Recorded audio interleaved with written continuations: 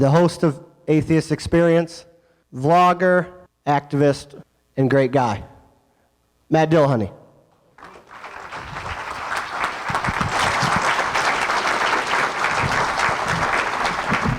All right. How's everybody doing? So, how many people are at their first secular convention of any sort? Which just means nobody comes back. So I'm wondering, for those of you who are at your first, and you don't have to answer, why? Were you maybe wondering what it was like? Are you here to get involved? Did you just want to hang out with like-minded people because you're sick of sitting in the corner listening to your relatives banter on about Jesus' love and you have to, I don't want to start a fight? All of the above. All of the above. Yes. So you're now a part of one of many subgroups in the atheist and secular communities, and that's the big secret, is that there's not one atheist community, or pretty much there's not one anything. But I've been kind of noticing some disparity between the different communities. Of course, they overlap. You know, there's the online communities, the people who are never going to come to a convention, and yet they might engage on a forum or a blog. In many different ways. They might be presenting news and information to people. They might just be chatting. They might be telling stories. There are others who are active on particular issues that may or may not be explicitly secular, but they're doing it in a secular way and representing the secular, atheist, freethinker, agnostic, whatever label you want community. And then there's YouTube, which is pretty much a pit, at least in the comments section, because there are a lot of people who are doing amazing stuff on YouTube and putting out educational content that is changing the world. I mean, the internet at large is a huge boon to civilization. That does come with some drawbacks, and one of them is the comment section on YouTube. But even on YouTube, the people who are producing content, there's a number of different subcategories, and they're all still atheists and secularists. Some of them are producing educational material. Aaron produces all sorts of great information about evolution and opposing creationism. Seth, who is also a good friend of mine, like Aaron, produces great video podcast stuff, slickly edited.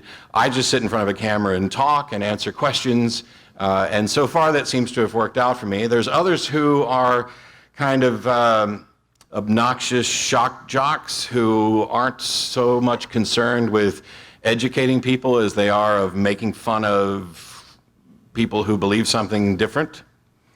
I got a comment on one of my posts, and I don't read all the comments. I just see them when they come in, and I wouldn't have time to go through and delete them all, but I really despise the term religitard, and that came in with, oh yeah, that's it, keep showing the religitards wrong. Yeah, you're not helping. You're really not. In the offline community, though, there's a lot of other opportunities. There are secularists who aren't actively a part of the broader movement. They're just living their lives, doing their own things, and yet they're not bothered by being openly secular when it comes up. There are people who attend conventions, and there are people who speak at conventions, and there are secularists who are active parts of a community, and not just conventions, but outreach. And I know tomorrow we're going to be packing up food, which is awesome. It's not possible currently for everyone to safely and comfortably be out. So don't feel like when I talk about what you can do that I'm expecting everyone to be a full-on out activist putting your life and happiness at risk. And don't think for a second that I'm looking down on anyone who isn't as out or as active, because you need to be exactly as out and as active as you are comfortable with, and that may change. They asked me for a title to my talk, and I tend not to actually write talks. I just jot down notes on the plane on the way here about what I want to talk about. But I gave them the title, Step 2, A Miracle Occurs, because of the comic strip that probably everybody's seen. Hell, Corey's wearing it on his shirt right now. And, you get the middle step there. I think you should be more explicit here in Step 2. And those of us who made our way out of religions often look at the community in a context similar to this, where step one is let's help people realize that they don't have a good reason to believe the supernatural, superstitious, magical stuff. Step two, a miracle occurs. And step three, we have a strong, vibrant, robust, active community. How did we get from A to C, or 1 to 3, since I numbered them? Communities have to be built. They don't just happen by magic. Now, my particular area of expertise isn't really about starting a community or building a community. It's not about how to do communities the right way. I'm the guy that goes out and debates Christians and other theists and does what I can to accomplish step one. And over the last year or so, the talks that I've given have focused more on inter-community efforts. There's still a little bit of, here's a good argument, but I'm doing most of that through the Atheist Debates Project, and the content's available for free, and you can see that, and I didn't want to come and repeat everything that some of you may have heard me say before. I didn't start the Atheist Community of Austin. I didn't start our show. The group had been around for years. It was actually started while I was still a Christian. And the show I've been hosting for 10 years, but it's been running for 17 or 18. It's just that right after I took over is when we started live streaming to the internet, and then there were more people seeing it than just a handful of people who happened to be tuned into public access on a Sunday in Austin. So what sorts of things do we need to do? What sorts of things can any of us do to build communities? I was president of the Atheist Community of Austin, and I tried to focus on the community word. And I had my own ideas about how to run the organization, which some of them will tell you had very little to do with running anything. I'm going to give some of my thoughts and some things that I learned over those 7 years that I was president. But I started with the idea of, I want this group to be whatever the members of this group need it to be. And so if you came to me with an idea of, we should be doing this, as long as it was within the scope of our mission statement, of our bylaws, my response was, okay, are you willing to steer that committee? And as long as it was within the scope and there were people who were wanting to do it, we tried it. We did everything. We had adult roller skating night. That lasted about 4 weeks until I was the only one left, and my butt was sore. And so I said, I think we'll cancel this event. But make a list and set some goals. Do something important. Voter's guide, demonstrations, lobbying, letters to the editor, charity work. Pick out the sorts of things that are going to make an impact on the world other than just gathering together. I'm not diminishing the value of getting together, it's important. But do something that's also important outside of our own little community. Do something fun. I don't just mean hanging out at the pub drinking. I like to do that too. Family outings. We've gone to caves. We've gone to wildlife parks, parties, potlucks, movie nights. If you have some people, if you're lucky enough to have some people who have musical talent, you can put together a band. I was just in Denver, the Secular Hub. They've got a band. They even played the theme song to the show right before I got up and talked, and it was really fun. Do something public. Table at a college if you're there. Speak at a city council meeting, speak at other public hearings. Let it be known in your community that you exist. Not that you're a hive mind, not that you are a ready-made voting bloc who are going to lockstep support whatever candidate the leader of your organization wants, but that you are there and you are willing to be involved. Do something newsworthy. It may not seem like it, but most of the time, the press actually would like to get a story about us, even more now than 10 or 15 years ago. They need stories. They're desperate. How many times have you turned on the news and watched some boring-ass human interest story about kittens? Now, don't get me wrong, my wife's not in the room, or I would have already had a shoe thrown at me. is we have 4 cats, and I like cats. But you could do human interest stories on, humans. Yes, humans. Yeah, human interest stories on humans. Who would have thought? If you want to get better at doing press releases for your organization or whatever activity you're doing, I highly recommend getting a hold of Fred Edwards at the Coalition of Reason, who's done a workshop at several events on exactly what you need to do press releases right and get them into the right hands so that more people are more likely to talk about your story. Do something jointly. When I talked about jointly in Denver, that meant something different. What I mean is to work with other organizations, work with non-secular organizations when you have a joint mission, when your goals overlap. Try to find people outside of the secular community that you can work with. We're not the only people who can feed the homeless. Other people have been doing it for a long time. If there's already a group that is doing some charity work in your area, and you can work with them, as long as you don't get into the, too many chefs in the kitchen type situation, your combined efforts may in fact be more than working independently. And at a minimum, even if it doesn't increase it much, there's now a public presence and a public acknowledgement of, oh wait, the atheists have come in to help do this too. And rather than starting their own organization where we're competing, they came in and helped us and we're cooperating. Do something that your group wants to do. Find out what members want. And if you're one of the members that's not one of the leadership, tell them what you want and be prepared to be asked to steer the committee or lead up the project. Don't just say, I'd really like it if this group did X, and leave it at that. During the time that I was involved with the ACA, I had people who would come up and say, I really wish you'd do more kid-friendly events. Cool. So would I. I don't have any kids. I like kids.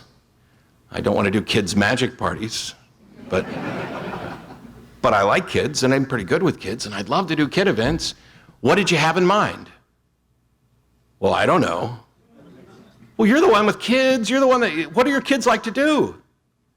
Well, I'm just, it's always that we're in a pub or there's some, dry lecture or whatever. Just something more fun for kids. Now, there are organizations, blah, blah, blah, blah, blah. I'm speaking in tongues. Thank you, Jesus. There are organizations that are doing great work in this area. Richard Dawkins Foundation will provide child support at a number of conventions. You've got CampQuest, who will often run CampQuest events at conventions like this if there's an interest and enough kids to participate. And there are smaller groups that will pick out a family-friendly type event, going to the zoo, going to a cave, things like that. But if that's what you want to do, be ready to be involved. And here's the big problem. People with kids don't have a lot of time to come in and run. They want you to run the event because they don't have time to. And I understand that. And if you have volunteers who are willing to do that, the parents will love you to death. But if you're the parent and you're frustrated that the organization doesn't have time to do it, and you don't have time to do it, or the organization didn't do it, just recognize that there's a lot of things going on and they might not be an expert. And if you can't contribute, it's not somebody else's obligation to. It is really nice when they can. Another thing about the volunteer organizations, which almost every one of the organizations that I work with or been a part of or that are running these things, they're mostly volunteers. Here's the dirty little secret. If this group has 200 active members, that means you've got about 100 paid members on average, and you've got a board with about a dozen people, and you are probably relying on somewhere between 4 and 8 people to actually do the bulk of the work. You're going to burn some of them out. Some people will be able to keep doing this for ages. I am constantly impressed by how much Sarah Moorhead, who's speaking after me, is she in here or is she still sleeping? She's on her way down. She was napping because she does way too much. But some people can take more than others, but just be aware that you've got a volunteer organization, and that means if the more you saddle people with, the less likely they are to keep coming back and doing stuff. If you're a student in a student group, or you want to form a student group, contact the Secular Student Alliance. They can really help. Seriously. There's student groups all around the country and the world who have been doing this, and you don't have to start yours up from scratch and reinvent the wheel and make 20,000 mistakes. You can lower it to about 2,000 or 3,000 mistakes thanks to their help. And you're going to make mistakes, and that's okay, as long as you actually learn from it. And a note to people starting student groups, I don't know if the SSA recommends this. I've been recommending it for about 4 years now because we've had a number of different groups start up at UT Austin, and then they fold. And then a new group starts up, and then it folds. Then a new group starts up, and then it lasts a couple years, and then it folds. Why? Well, sometimes it's because they didn't like the name. And they're going to argue over whether they're the Secular Student Group of Texas or the Atheist Longhorns or the godless, heathen, free-thinking asshats of University X. But more likely, it's because they had someone in the leadership who took on most of the responsibility and then graduated and left, and nobody knew what the hell to do after that.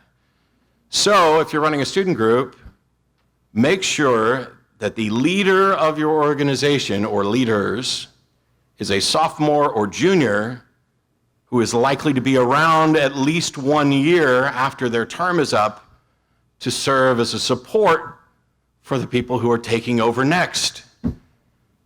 I don't know why that doesn't happen so often. Maybe it's because, sophomores are doing more work than juniors or seniors. I don't know. But it's a good idea to make sure that whoever's running it is accessible to the people who are going to take over afterwards. Oh, well, I wanted to be president for all 4 years of my, college, or 5 or 8 years, or however long you happen to be there. Tough. This is not your career. You shouldn't do that. It's a bad idea. Well, if you're in this so that you can have a note on your resume that I was the president of the Secular Student Alliance, first of all, I don't know how much that actually gets you in some career paths. It might be something you don't want to list. I want a world where it's the best thing that you could list, but we may not be there yet. A couple notes about conflict. Anybody ever had a friend, somebody that you got really close to, and you thought you knew them really well, and then you found out something absolutely terrible that just blew your mind, that they absolutely weren't the person you thought they were? Yes. How many times have we seen the wife of the serial killer on TV saying, I had no clue that my husband was, raping and torturing and pillaging all over the land? This happens to everybody, to varying degrees. You're not necessarily all married to serial killers, but recognizing that this is the fact is very helpful. It doesn't mean you have to be wary and distrustful of everybody, but it does mean that if you're aware of this, you don't overestimate your assessment of someone else. Because memory is horribly flawed, perception is horribly flawed, and most of the things that you know or understand or think you know and understand are wrong. They're not completely wrong. You're not operating under strong delusions and trying to walk around through a reality, but they're all a little bit wrong because all of it is colored by our preconceptions and baggage, and it's colored by our experience. My experience of this event is different from yours, and not just because I'm on this side of a microphone. Every one of your experiences of this convention is going to be different. You're going to take something away different. You are going to mishear something, guaranteed. As long as mishear means your brain interprets it incorrectly and stores it in a way that wasn't represented.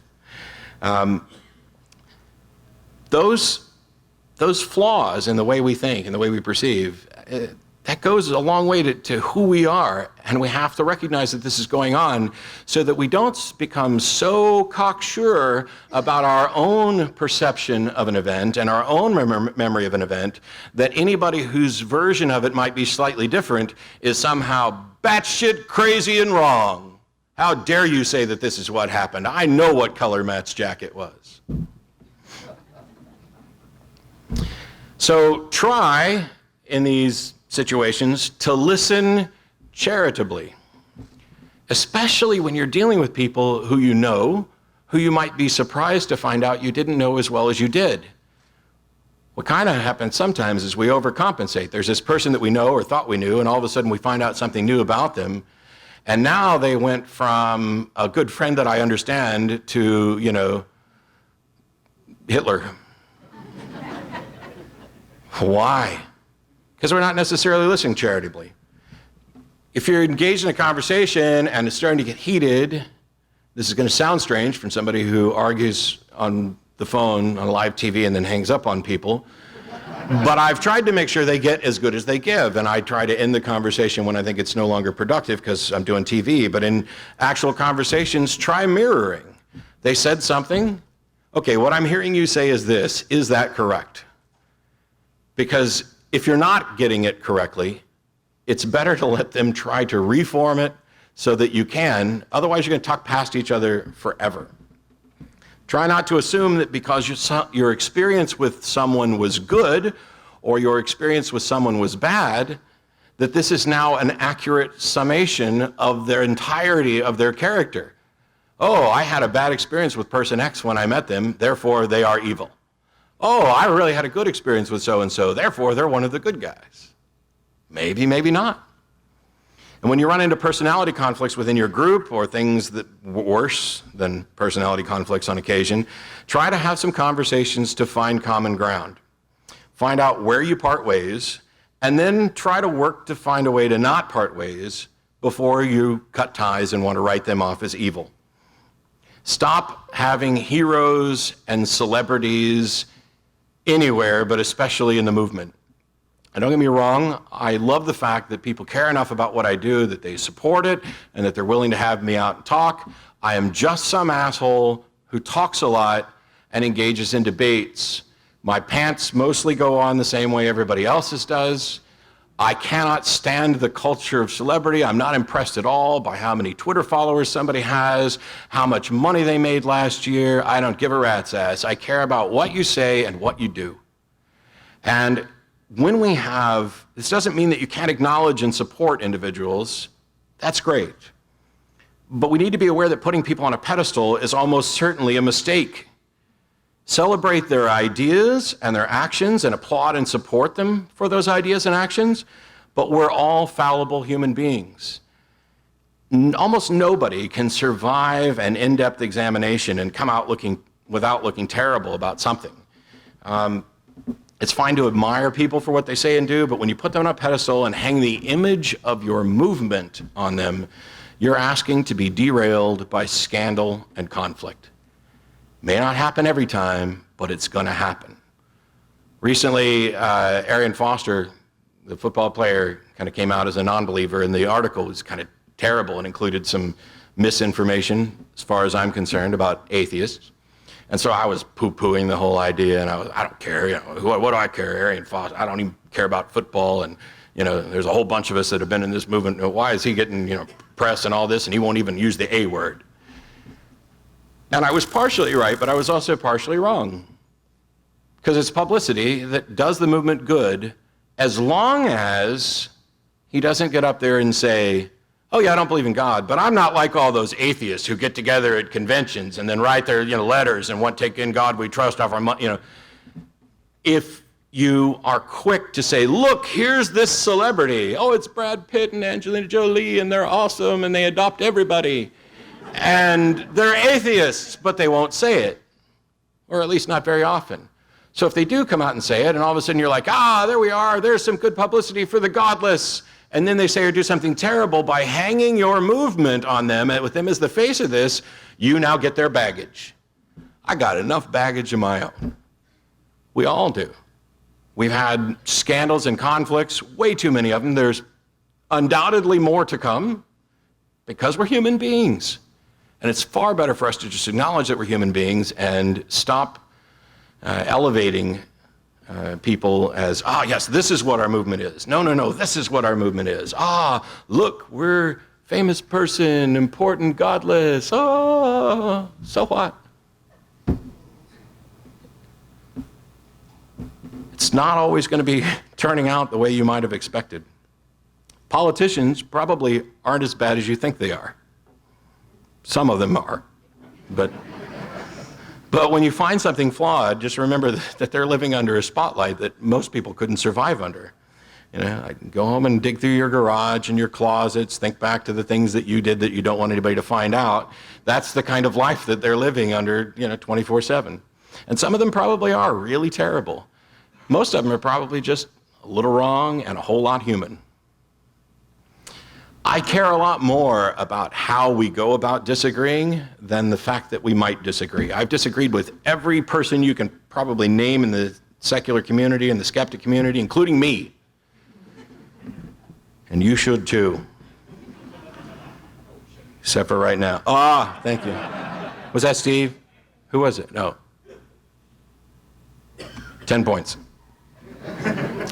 So the miracle that needs to occur to build communities isn't a miracle at all. It's communication. It's cooperation. It's charitable listening. It's humanism. It's humility. And it's honesty, which has an H for alliteration, but you just can't hear it. It's us working together, setting lofty goals with the knowledge that we won't reach them, but we'll get closer to them having set them. It's us talking together and acting together even if we differ or disagree on something tangential to the issue at hand.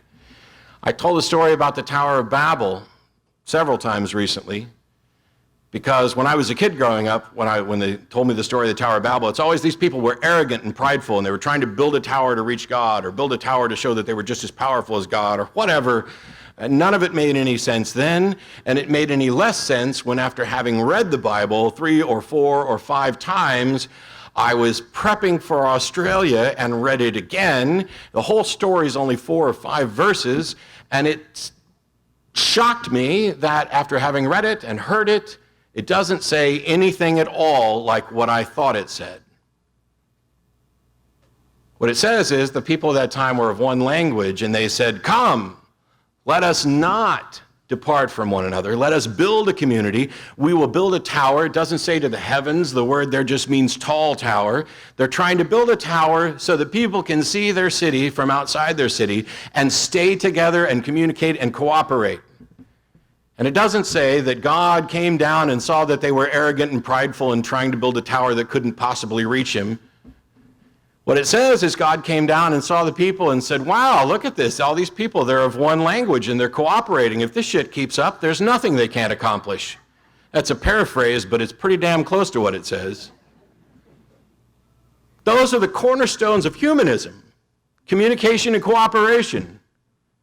And it's the thing that God couldn't stand. So I'm going to destroy the towers, spread them out around the world, and confuse their language. Well, guess what? That didn't work either, because now we've got Google Translate. It took us a while to fix that screw up. And somehow we managed to communicate and cooperate even before we got Google Translate. I am shocked at the things that I was taught that I thought I understood, that I then rethought about after I was essentially forced to give up my beliefs because they didn't make sense, and then thought about again, only to find something new. And it's one of the reasons why I don't stop doing Bible studies. And one of the things I'm going to actually start doing as a project is, I won't read through the whole Bible verse by verse, but I'm going to pick stories out of the Bible and give a couple different perspectives on them, because I think that's fun. And that's how we ended up with 1,000 different denominations of Christianity anyway. I'll share a stage with the Reverend Barry Lynn on church-state separation issues any day, and I'd rather have him on stage than some atheists that I know, because we have a common goal, and we agree on the separation of religion and government, even if we disagree vehemently on his God guy. And I will debate him immediately following the joint event on the existence of God.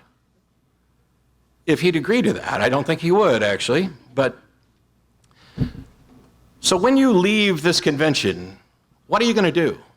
I mean, was this a place to come and hang out and kind of wet your secular whistle and then go back to your daily life? If so, that's fine. I have friends who are atheists, who are supportive of what I do, who have no active involvement in the community because they've got other stuff to do in their lives. They're busy. They've got things that are more important to them.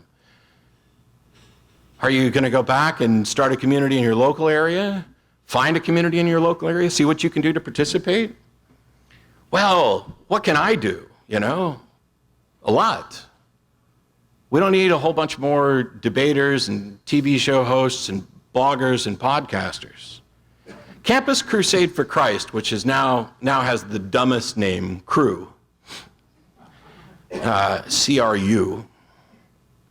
What do you think their annual income budget was for 2014? $537 million. That's one Christian student group. Now, without doing any math, I can tell you that's more money than all secular organizations on the continent combined. And it's probably an order of magnitude or maybe two than those organizations combined if we're just talking about income. 537 million. Our community needs money. Now, a lot of people are reluctant to give money. I'm one of the last people to actually ask for money. I don't promote my thing saying, oh, come pay me, do this. When I was president for the Atheist Community of Austin, I was probably the worst one because I always, I didn't want to ask for donations. I was actually contributing more. I hate asking for money. Our organization needs money. You cannot compete if you don't have it. You cannot compete with somebody with a $500 million budget. There's a reason why politicians have to raise so much money, and they don't have to raise as much money as Campus Crusade for Christ raised. But there are other things that we need besides money. There are ways to contribute to the community and the movement without sacrificing your anonymity or safety. What's your skill? What do you do better than anybody? What do you do as good as somebody else? What do you do that's even reasonably good? You a web designer? Maybe an accountant? We need people who can organize. We need people with ideas. We need musicians. We need artists. We need authors. And it's not all about giving speeches and debates. Look at this convention. We needed someone to have the idea, someone to set a date, book a venue, contact potential speakers, make flight arrangements, hotel arrangements, design and print programs and badges. Someone had to figure out refreshments. Someone had to work with the hotel event center and staff. This is probably one person so far. Someone had to set up chairs and work out arrangements with vendors. Someone had to solicit and manage donations, set a price for the convention, distribute funds. They had to buy a dozen things that no one thought of until the day before the convention. They had to arrange the audio-visual equipment, the microphones, the chairs, and they had to recruit volunteers to handle all these details throughout the event. And those are just the things that I came up with off the top of my head sitting on a plane, and I've never organized a convention. And I'm forgetting a lot. And that's just for one convention. When you have a local group, you're building a community. You have committees and projects and budgets, and you have to find meeting spaces and manage personality conflicts and plan out events that people actually want to participate in. And then there are legal fees and papers for nonprofit status and city permits and demonstrations. All this is to say that you can almost certainly have some skill or expertise that some group can use that would be very useful to a secular organization, all without having to worry about coming out on your Facebook page to your relatives that the God thing is just imaginary. You're a lawyer, can't count the amount of legal paperwork that we've had to go through, and when we had to hire lawyers, and it would be so much better. I know lawyers are all bloodsuckers in it for the money, but if any of you bloodsuckers in it for the money happen to be in the secular community and maybe want to offer, a little discount, there's often paperwork to do. There's something everybody can do, even if it's just showing up, saying hello to someone, listening to their story, and perhaps telling them yours. because we need people telling their stories so that other people know that their experience isn't unique. They're not alone. You're not the only one that's had a terrible time with relatives. We need people debating apologists so that their claims don't go unchallenged. We need people arranging conventions and doing charity work and helping others in and out of our community, because on some level, there's a world community that we're a part of. And if we want a seat at the table, sometimes you have to bring it yourself. It's not a miracle that we need. It's a mission and a movement and members moving towards that mission. Thanks.